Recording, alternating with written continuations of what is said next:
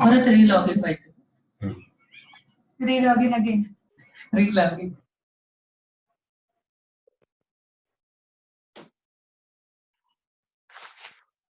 Hello? Yes, sir. Sorry, disconnect.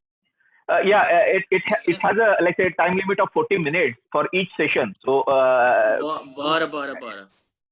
बरं. ठीक आहे, मग मी लगेच 1 मिनिटात संपवतो Shashikant. Yeah, you can continue, sir. We are back. Okay. Are we back? Okay. Yeah. So once again, in summary, just to kind of finish that last piece of the conversation, I would like to say thank you to the presenters. Shashikant, Dhanshetty, Tula, thank you for organizing these calls. Yogeshra, thank you for making the point about not just the children, but ourselves as well, as you transition careers and go to do from one thing to a different thing. And it doesn't always have to be for profit or for commercial gain. It can be for charity, it can be for volunteering, it can be for society as well. So I would encourage everyone to kind of think about the presentations. And once again, on behalf of all the participants, I thank the presenters again, both Shrikant, Shashikant and Rashmi. Thank you very much for your presentations. Very well done. Thanks a lot. Thank you. Ganesh, I have one question for you. Sorry, bol. Can you please highlight what was your mental and emotional state when you changed from NDA career to oil company? And the family stress coming. I mean, your experience is more important. I mean, more live, right? Kind of. ठीक आहे, I'll try and summarize it as quickly as possible. in जसं म्हणतात ना की elevator मध्ये आपण lift मध्ये जातो ग्राउंड फ्लोर वरून 20व्या मजल्यात 1 मिनिटाचा वेळ असतो कसं एक तर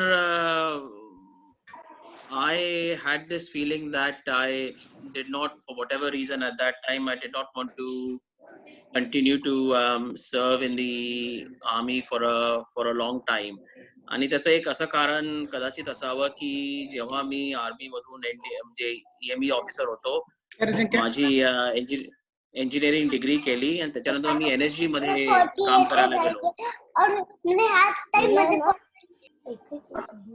सो तिथे सुद्धा म्हणजे I was managing a workshop आणि जे माउंटेन डिव्हिजन मध्ये जे वर्कशॉप होतं ते छोटंसं लहानसं वर्कशॉप होतं 50-60 लोकांचं. NSG मध्ये can you hear me? Yeah. So when I went to NSG, it was a much larger workshop. I had a lot more kind of authority and freedom to implement certain things. So if I had stayed in the army, I would have gone for a course and I would have gone back to another workshop appointment somewhere in an infantry division or field mountain division. And I would have gone back to the same workshop. So जो मला experience as a young second lieutenant, as a young captain मिळालेला होता, तो परत as a major जाऊन करायचा आणि तेच एक्सपिरियन्स रिपीट करायचं. मला असं वाटलं I would not be learning anything. तेच experience I would be repeating it. तर म्हणून मी म्हटलं त्यावेळेस की आयुष्यात आपण जाऊन काहीतरी वेगळं केलं पाहिजे, काहीतरी वेगळे अनुभव घेतले पाहिजे. आणि आय हॅड बीन लकी की ते 8-8.5 वर्षाच्या सर्व्हिस मध्ये I had already taken furlough a couple of times. I had been to the UK कारण I had family in the UK, so I had gone and visited and stayed, and I knew that I could kind of do something different. So after I resigned, I was, they MBA केलं मी आणि MBA केल्यानंतर then I got a job. So to answer Yogesh's question about the mental and emotional state, mental and emotional state is something dynamic. म्हणजे ते मिनिटाला तासाला दिवसाला आठवड्याला आपलं मेंटल आणि इमोशनल स्टेट बदलत राहतं. कुठे काहीतरी एखादं चांगलं न्यूज येते, कोणाचा फोन कॉल येतो, काय होतं, सडनली युअर ऑन अ हाय, मग ते संपतं and then you go down to a low. So it's quite dynamic. So I'm trying to recollect the experience of 1993 when I had left the army. So from Manesar I came back to Amravati. When I came back to Amravati, I had that sense of freedom. आता मी बांधलेलो नाही आहे. So my mental state was quite positive. But then it turned out that my late mother had tertiary state cancer. तर त्याच्यामुळे माझं mental emotional state त्यावेळी खूप down झालेलं होतं. She sadly passed away in June 94 after all the treatments, आणि ते सगळं ट्रीटमेंट होत असताना सुद्धा वर खाली ते मेंटल आणि इमोशनल स्टेट होत राहत होतं. But then I got some positive news in September 94 that I had won a scholarship to go to Strathclyde to study for an MBA. So again, that mental emotional state went up. So I enjoyed doing the MBA, but finding a job after that was difficult. So again, your mental state is on a sine wave, up and down, up and down. Then I got a job, then your general mental state is up. So the answer to the question is the mental and emotional state changes continuously. It is very difficult for us with our brain, because what one part of your brain is trying to do is tell another part of the brain to be positive and to be happy and not have negative thoughts and have a good mental state. Now that's very difficult, because in the brain itself there's a conflict of interest. One part of the brain is trying to tell another part of the brain something. तर त्याचं solution असं आहे की काहीतरी आपण असं शशीने म्हटलं आधी की नेचरमध्ये जाऊन बसावं, तिथे वेळ घालवावा, काहीतरी फिजिकल ऍक्टिव्हिटीज करावे, you get some peace and quiet or whatever. Or if you're at home and you're not able to get out and about, and if you're trying to fill your day, then you make a list of things you want to do today. A list of things मध्ये it could be as simple as 10-12 तासामध्ये you want to spend an hour in the kitchen with your wife, helping her either cook or clean or whatever. Maybe you want to spend an hour a day with your children, looking at their studies or helping them with something else. Maybe you want to spend an hour a day on a call like this, or connecting up with your classmates and postmates and other friends. Maybe you want to spend an hour a day doing something else, घरातली काही चिल्लर चालर कामं. असं करून if you make that kind of list, I think it helps kind of take away some of the potential or possible negativity which is there in our mental and emotional states, and helps it kind of raise it above the median and keeps us in a positive frame of mind. So Yogesh, तुझ्या प्रश्नाचं मी directly उत्तर जरी नसेल दिलं, hopefully I've tried to add something to that something that everyone can benefit from and take away. Yes. Thanks. Thank you, sir. Thank you. Thank you. So I think so. We should conclude for the day. And if like say somebody does have any additional more questions, they can get in touch with Shrikant or Rashmi directly, so that like say they can resolve their queries. Hey, Shashi. Yeah. This is Uday. Yes, Uday. बोला ना. Actually, we have actually taken the focus away from the topic and the presenter. There could be some more questions, because we have rejoined the call, so we have another 40 minutes to go, right? Yeah, but then do you want to like to continue for next 40 minutes? May not be, but if people have questions. Okay. For next like three more questions we can have.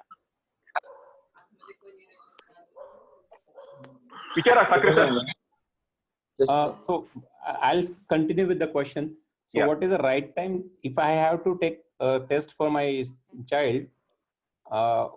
At what time would you suggest that test should be taken? As early as when the child is in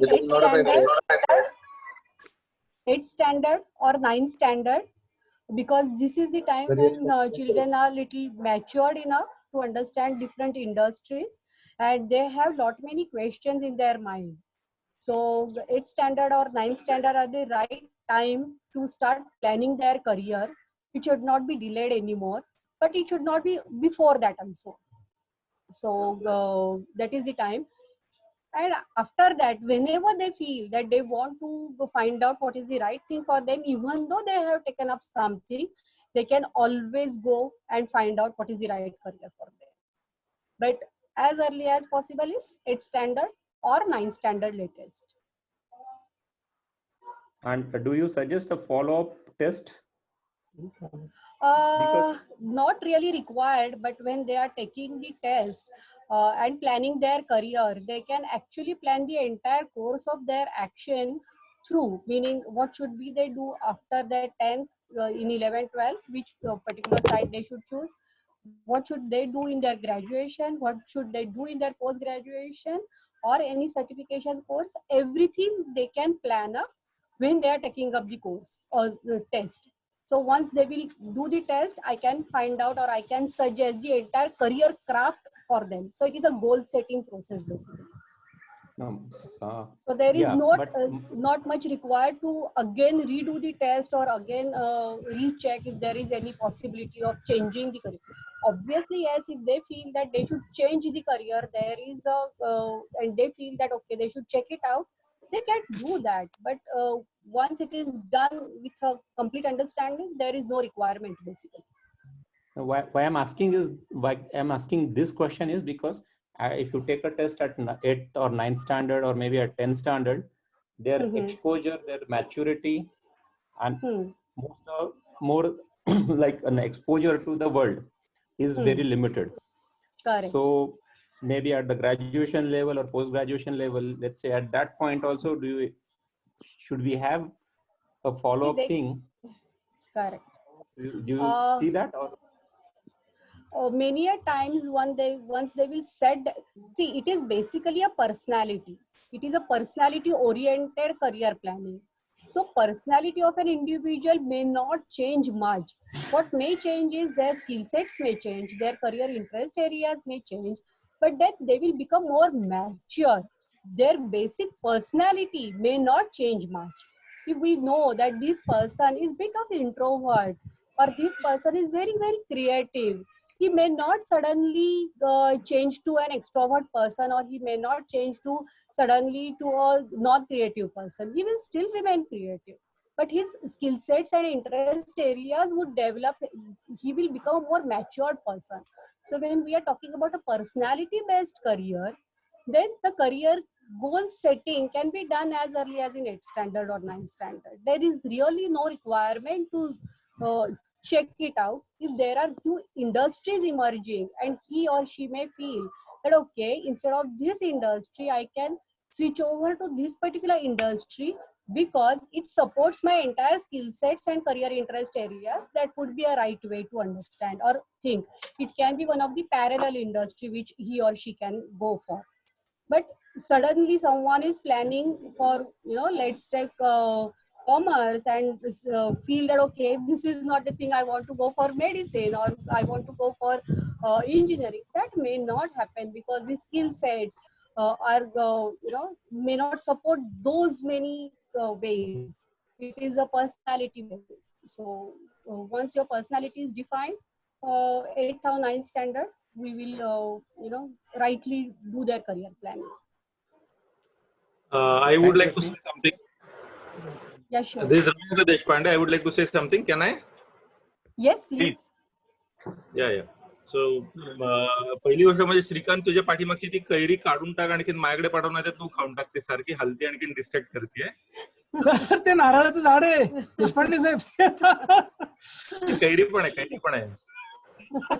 तर दुसरी गोष्ट अशी आहे की ती खायला तुम्ही घरी या, आम्ही पाठवणार नाही. बेलापूर वरून साताराला यावं लागेल तुम्हाला. बरं ठीक आहे. ईएडी दिला तर मी लगेच येतो. दुसरी गोष्ट अशी आहे की आमच्या बॅच मधल्या सगळ्या लोकांचं जर समजा आपण बघितलं ना, तर मला असं जाणवतं की प्रत्येकाचं जे एक्सपोजर होतं, आता मग अशी निर्मल सर सुद्धा जे बोलले, that also was dependent upon the exposure that he had. So आपल्याला जे काही एक्सपोजर मिळतं, मुलांना जे काही त्या वेळेला एक्सपोजर मिळतं, आणि त्याच्याप्रमाणे ती मुलं त्यांचं हॉरायझन सेट करतात. म्हणजे आमच्याकडे बघितलं तर विनायक बापट आहे, डॉक्टर विनायक बापट होते, त्याची आई डॉक्टर होती, त्याचे वडील डॉक्टर होते, त्यांचे मित्रमैत्रिणी सगळे जे फॅमिली सर्कल जे होतं ते सगळे डॉक्टर होते. So he is one of the well non doctors through out.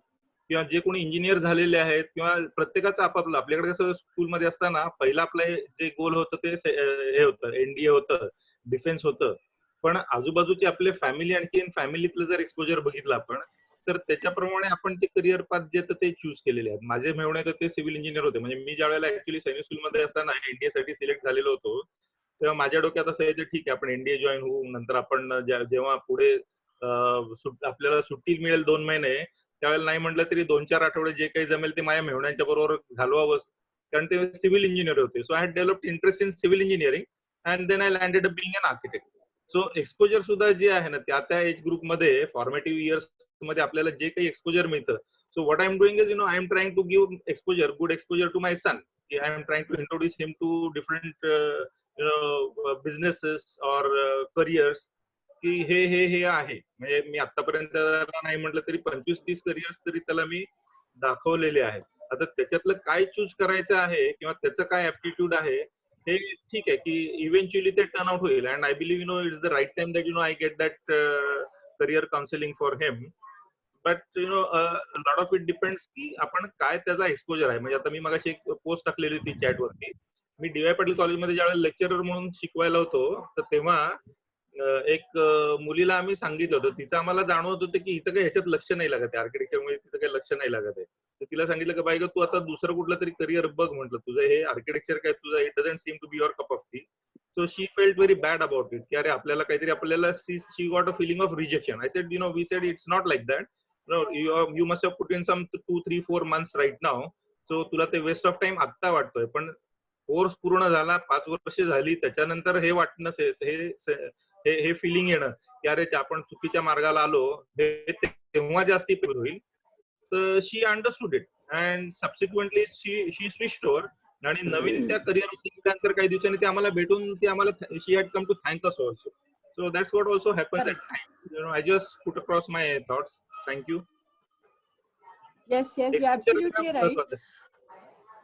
कारण मी जसं सुरुवातीलाच बोलले होते, आपल्या इंडियन एज्युकेशन सिस्टीम मध्ये मुलांना नुसते विषय शिकवले जातात, पण त्याचं इंडस्ट्रियल ऍप्लिकेशन कसं असेल आणि ते नक्की कुठल्या प्रकारचं करिअर करू शकतात. आता एक छोटंसं उदाहरण द्यायचं म्हणजे जोपर्यंत मुलं 10वी पास आउट होत नाही तोपर्यंत कॉमर्स म्हणजे नक्की कुठलं क्षेत्र आहे हे मुलांना माहितीच नसतं.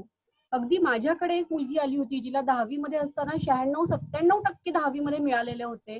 ज्यावेळेस मी तिला सजेस्ट केलं की you can be a better economist, तू अकाउंट्स मध्ये करिअर करू शकते, तिचा पहिला प्रश्न होता की मला हे समजावून सांगा की कॉमर्स म्हणजे नक्की कुठली लाईन असेल, त्याच्यामध्ये काय अभ्यास केला जातो. कारण मी आतापर्यंत 10वीच्या अभ्यासामध्ये हे शिकलेलीच नाहीये की कॉमर्स हा काही एक विषय आहे आणि त्याच्यामध्ये मी करिअर करू शकते. मला सायन्स मॅथ्स कळतं, पण त्याच्या पलीकडे जाऊन मला इतर कुठलेही म्हणजे ब्रँचेस आहेत ते लक्षात येत नाही. तर अर्थात हॅलो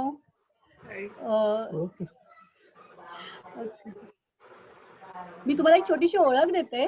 मिसेस देशपांडे, ओळखलं मला? हो, मी ओळखलं. हाय. Okay, I think I want to share something from my side. स्वतःला म्हणजे स्वतः माहिती असणं यात कधीही आपण लेट नसतो. बऱ्याच वेळा स्वतःचं एक्झाम्पल देतो मी. मला बीटेक केलं, मी MBA केलं इंटरनॅशनल मार्केटिंग मधून, BTech from UDCT and all of that. I was throughout working very very hard in my career. पण मी ऑपरेशन्समध्ये म्हणजे फ्लोअरला जॉईन झालो. मला समजलं की हे माझं क्षेत्र नाही, थोडंसं मला काहीतरी वेगळं स्किल्स आहेत माझ्याकडे. मार्केटिंगमध्ये गेलो. गेले 15 वर्ष म्हणजे पहिले 15 वर्ष करिअरमध्ये इंडियन बिझनेस हेड केला एक ब्रिटिश मल्टीनॅशनल बरोबर.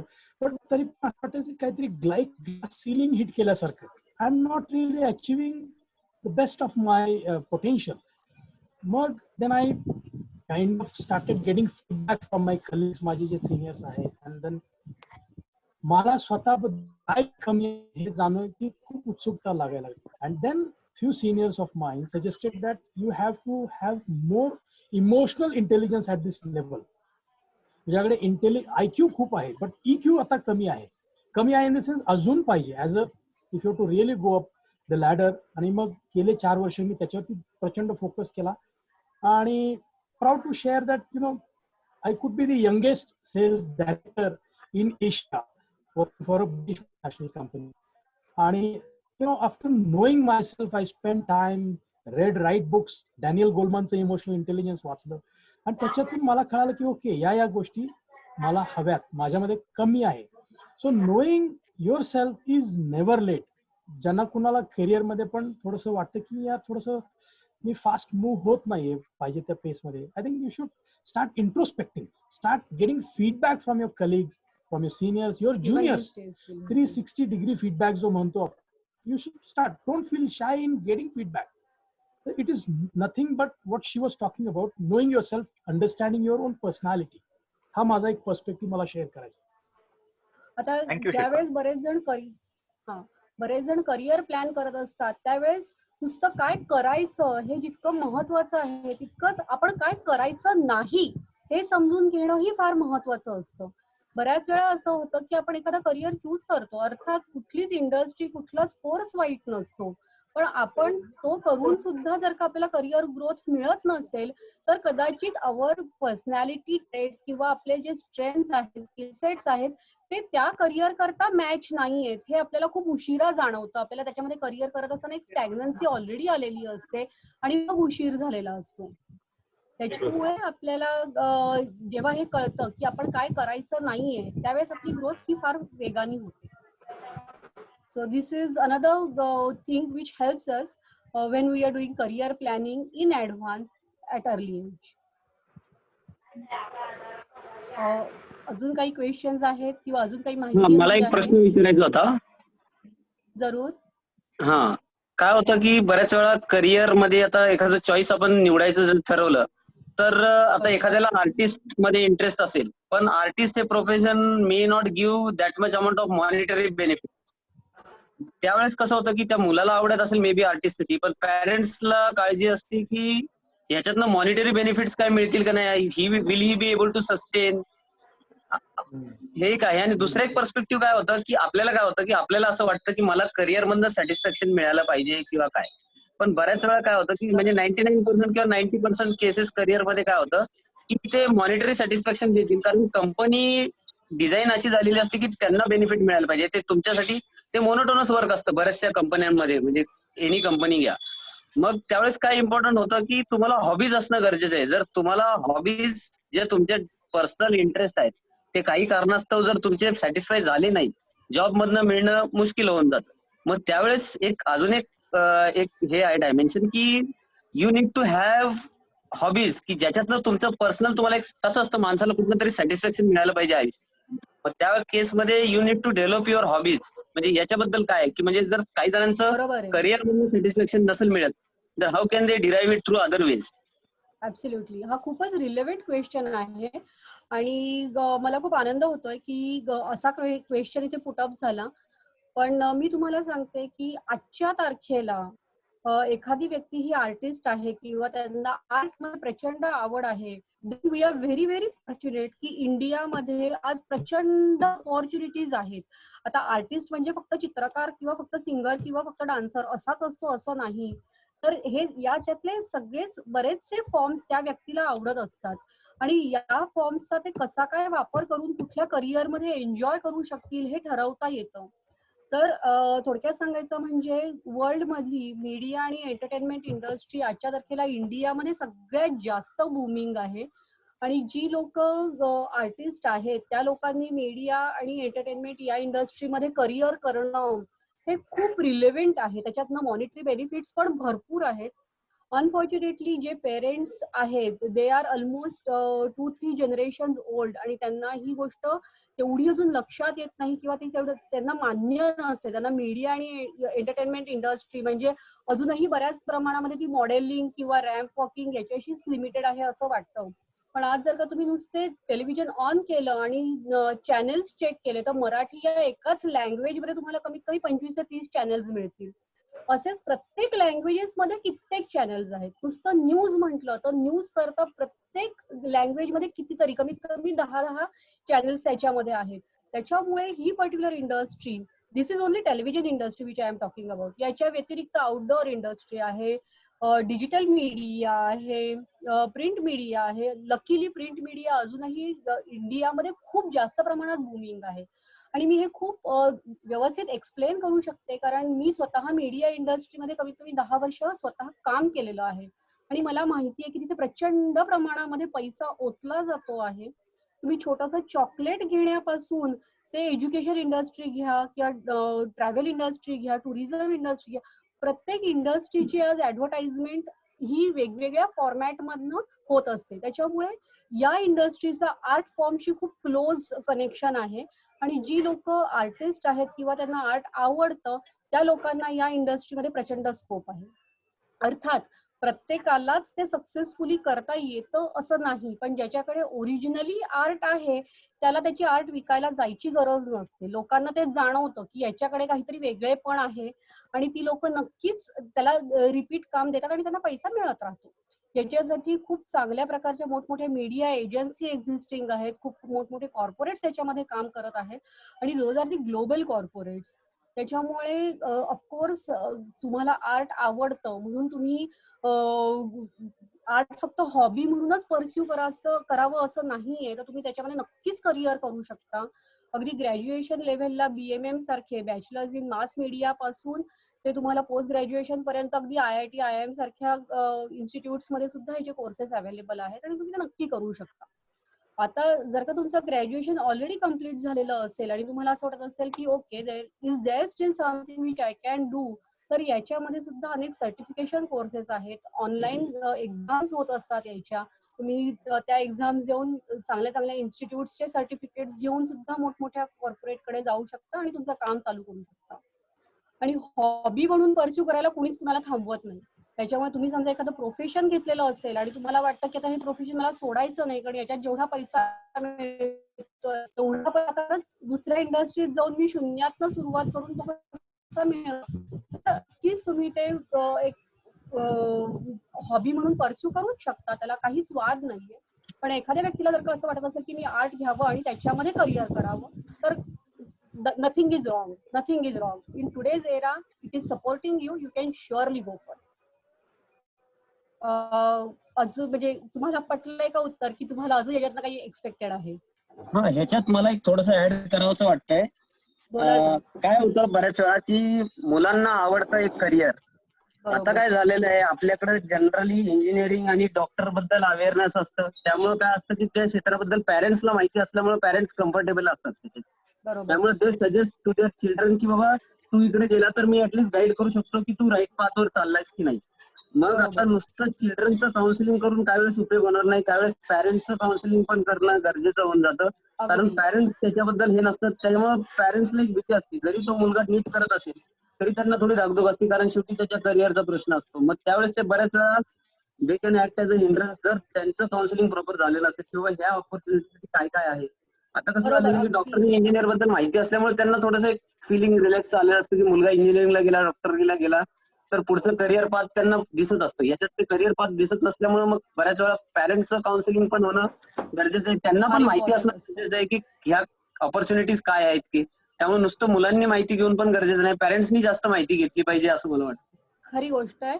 म्हणूनच ज्याही वेळेस मी सेशन करते, माझा हा नेहमी आग्रह असतो की फक्त मुलांनी किंवा फक्त पॅरेंट्सनी माझ्याकडे यायचं नाही.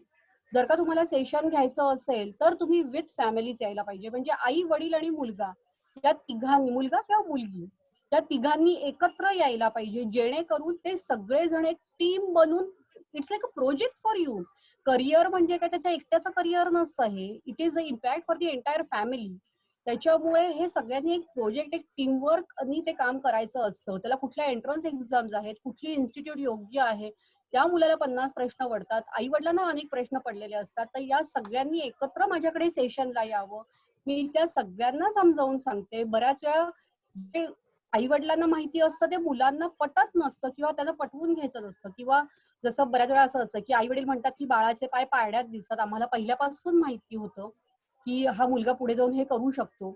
बऱ्याच वेळा ते खरंही असतं, पण ते मुलाला पटत नसतं, कारण त्याचे मित्र काहीतरी वेगळं करत असतात, त्याच्या कोणतरी टीचर्सनी त्याला काहीतरी वेगळं सजेस्ट केलेलं असतं आणि मग त्याला असं वाटत असतं की मी तेच परस्यू केलं पाहिजे. मग त्यांना ते समजावून सांगायला लागतं की तुझे आई वडील म्हणतात ते बऱ्याच अंशी बरोबर आहे, तुझा जो स्वभाव आहे तो असा असा आहे, त्याच्यामुळे तू हे करिअर नाही करू शकणार, तर तू हेच करिअर करू शकणार. तर जसं तुम्ही म्हणता आहात की मीडियाबद्दल किंवा इतर बऱ्याचशा करिअर ऑप्शन्स बद्दल पेरेंट्सना माहीत नसतं.